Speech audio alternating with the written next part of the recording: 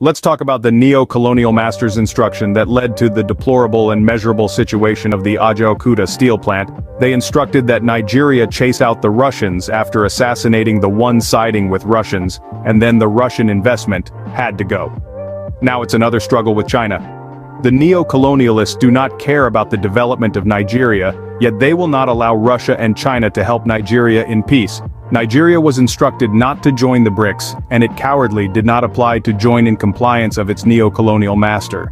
I strongly believe that Nigeria signed the same agreement Francophone nations signed with France to ensure the constitution of colonization, but our presidents can't reveal such information.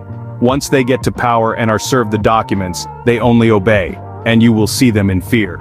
Sometimes I believe they are being threatened with the orchestrated proxy insecurity in their land to keep them shut and obey the neo-colonial masters.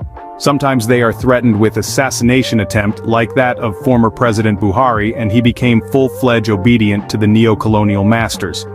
Sometimes they are threatened with coup d'etat or re-election, as former President Jonathan said, if you want to perform well as Nigeria president, do not think about re-election. I believe every second of Dr. Arikana's claim on the agreement for the continuation of colonization, and I think it also applies to Nigeria.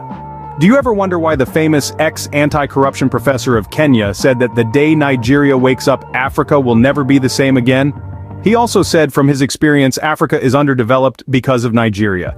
Now put this into perspective, Nigerians are still asleep, which is the reason why it allows neo-colonialism. Since Nigeria is the giant of Africa, and is one of every 5 Africans, then Nigeria is the spotlight of Africa, and once it gained full and independence, then Africa is.